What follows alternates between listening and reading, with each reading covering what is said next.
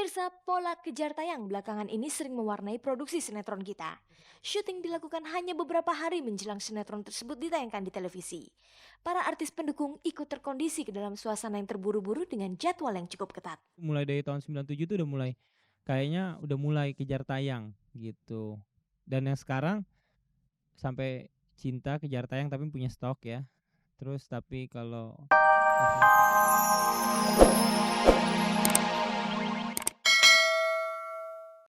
Selamat sore pemirsa, jumpa lagi bersama saya Lea Katlia dalam tayangan paling bergengsi, Cek dan Dicek.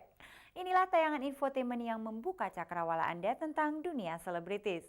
Selama 30 menit ke depan Anda akan kami temani dengan berbagai informasi aktual dan akurat dari dunia selebritis. Berikut kilasan tayangan kita sore ini.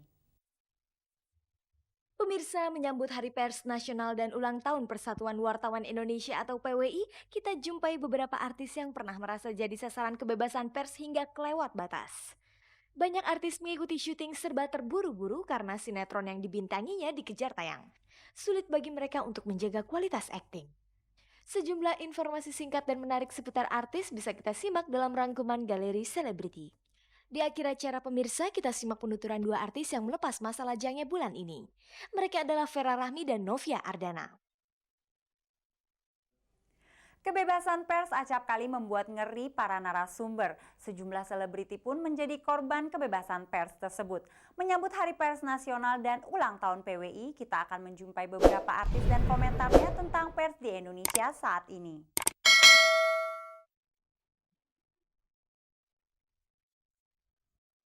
Pemirsa, pers nasional mendapatkan kebebasan di era reformasi sekarang ini.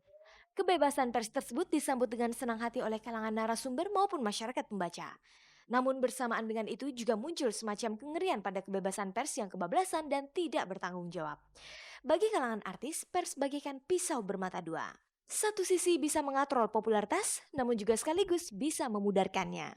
Dari dulu sampai saat ini tetap sebagai partner ya. Partner artinya dia itu sebagai mediator dari artis ke masyarakat gitu loh. Jadi apa-apa yang tentang kita atau apa itu dapat nyampe ke masyarakat itu atau masyarakat tahu karena ada pers gitu. Semuanya plus minus nih Mbak kalau di saya gitu. Kebebasan pers juga lebih jauh lebih maju dibandingkan berapa tahun sebelum ini ya. Kayaknya reformasi membawa dampak juga untuk kebebasan pers gitu. Beberapa artis kadang merasa dirugikan oleh pemberitaan pers meskipun sebelumnya lebih banyak pemberitaan yang menguntungkan dirinya. Yang kesel ini loh waktu banyak nih Mbak ini tapi ini salah satunya yang kesel karena saya perempuan. Saya dibilang rebut suami orang gitu. Itu paling paling sakit ya. Kadang-kadang kan kalau saya perempuan, saya nyanyinya banyak di tempat perempuan. Kadang-kadang mereka semua padahal nggak pengen kan digituin. Masa saya percaya diri amat saya bawa laki orang saya bawa-bawa. Ya sering banget tapi aku pikir ya udahlah nggak apa-apa alhamdulillah. Kebetulan Memang dari satu sisi, wartawan harus mengungkap apa adanya, dan di sisi lain memang sebagai narasumber kadang-kala karena itu merupakan aib dalam dirinya memang, eee, kurang baik.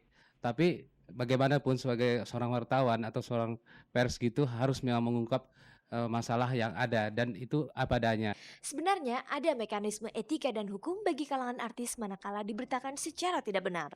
Kadang-kadang kalau udah jadi riweuh banget gitu, riweuh simpang siur, saya coba masih diem terus gitu. Tapi kalau udah ini, saya berpikir, ini saya sendiri kadang-kadang bikin tadi kasus, kalau saya nggak ngomong tambah salah, ntar saya tanggepin lagi, masih salah nulis lagi. Jadi saya bingung kadang-kadang saya mesti gimana. Mereka merasa dirugikan biasanya karena itu ya nama baik katanya. Bila itu sudah menyangkut konflik antara dirinya dengan orang yang lain atau artis yang lain ya. Itu biasanya pada saat kita menulis satu pemberitaan itu ada potensi untuk menimbulkan ketidakpuasan pada salah satu pihak. Ketidakpuasan itu bisa saja dalam bentuk dia merasa kok porsinya cuma sedikit, atau yang lebih parah lagi saya nggak pernah dihubungin. Nah itu lebih parah lagi, ada yang seperti itu juga. Dalam beberapa kasus pemberitaan, tidak jarang seorang artis menggugat media yang bersangkutan hingga pengadilan. Dulu pernah saya negor si penulis biasa ya, penulis saya tegur atau pokoknya yang dari tabloid tersebut gitu saya tegur. Tapi kalau untuk sampai nuntut yang gimana-gimana enggak juga sih, belum. ya mengingat birokrasi hukum di Indonesia juga sekarang ini belum ada reformasi yang sebenarnya ya. Birokrasi hukum di sini juga harus dipertanyakan. Nggak puas atau dirugikan dengan pemberitaan itu, ya dia bisa mengajukan hak jawab ataupun kalau memang itu dirasa sudah sangat keterlaluan, dia bisa mengadukannya ke menempuh jalur hukum ya. Di antara berita tentang artis di media massa, banyak yang dalam format gosip kehidupan pribadi. Inilah yang membuat artis dan keluarganya kurang nyaman. Keluarga yang lain-lain itu loh ya kan, itu yang rentet kadang-kadang. Kita punya Henry punya keluarga, punya ibu, punya adik-adik, saya juga begitu. Sementara yang mungkin yang keluarga yang jauh-jauh nggak mungkin nanya ke saya kan, ke ibu saya dong, capek kasihan mereka gitu. Mungkin jadi lebih tegar, lebih dewasa. Berbagai topik pertanyaan bisa saja diajukan oleh wartawan saat bertemu dengan artis. Lalu pertanyaan seperti apakah yang paling dihindari artis? Itu kan harus saling menghargai. Kadang-kadang masing-masing orang ada sesuatu yang perlu ditanya. Ada juga yang sesuatu yang nggak pantas ditanya gitu loh. Mereka umumnya tidak suka kalau hal-hal pribadinya diungkit-ungkit atau ditanyakan ya hal-hal yang marah ke sana gitu. Jangan memperlakukan dia sebagai hanya objek gitu ya, tapi kita juga kalau bisa kita sebagai teman gitu. Berkaitan dengan Hari Pers Nasional dan ulang tahun PWI, apa kritik dan saran artis terhadap pers? Untuk pers, selamat ulang tahun, semoga semua beritanya itu bisa akurat. Aku nggak bisa kasih komentar apa-apa.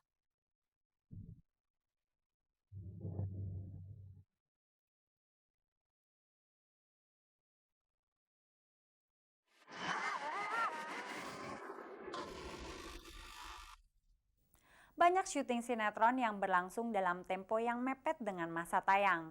Syuting pun dilakukan dengan terburu-buru dan para artis pun tidak mempunyai kesempatan untuk meningkatkan kualitas aktingnya. Kita akan menjumpai beberapa artis yang sedang syuting dalam suasana kejar tayang. Pemirsa, pola kejar tayang belakangan ini sering mewarnai produksi sinetron kita. Syuting dilakukan hanya beberapa hari menjelang sinetron tersebut ditayangkan di televisi.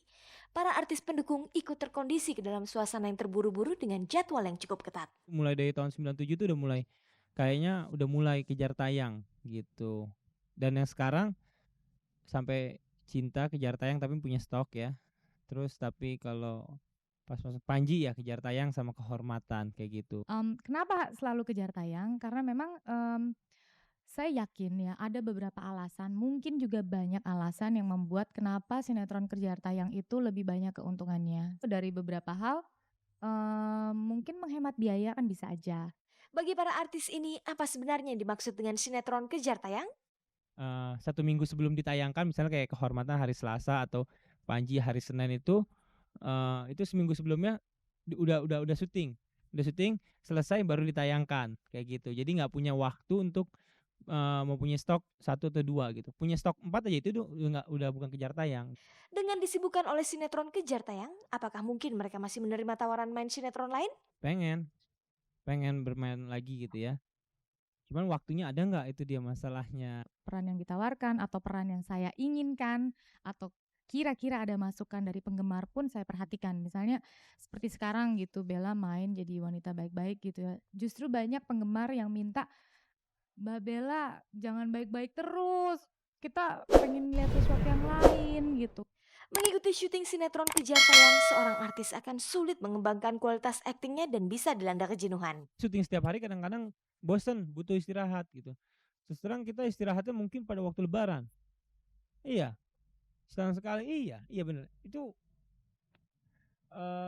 capek gitu. Kadang-kadang otaknya kan harus ngafalin tiap hari ya. Saya tidak merasa ada perasaan bahwa saya tidak bisa mengembangkan diri. Belahan karakter yang saya mainin tuh banyak sekali. Kala dia senang, kala dia naksir orang, kala dia patah hati, kala dia kecewa, kala dia jatuh, depresi, tertekan, kala dia bangkit kembali, banyak sekali gitu. Menurut mereka, bagaimanakah cara agar akting bisa berkembang?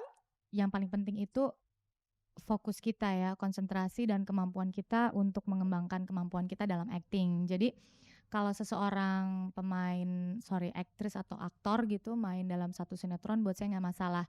Karena banyak cara, banyak jalan, dan alur cerita selalu berubah kan.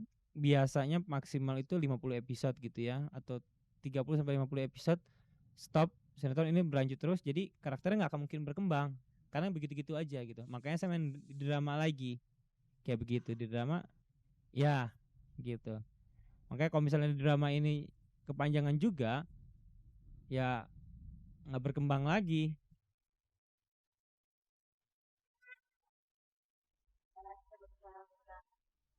Pemirsa, sesaat lagi Anda dapat mengikuti berita hangat dan menarik yang berhasil dihimpun tim Cek dan Dicek yang dapat Anda saksikan sore ini.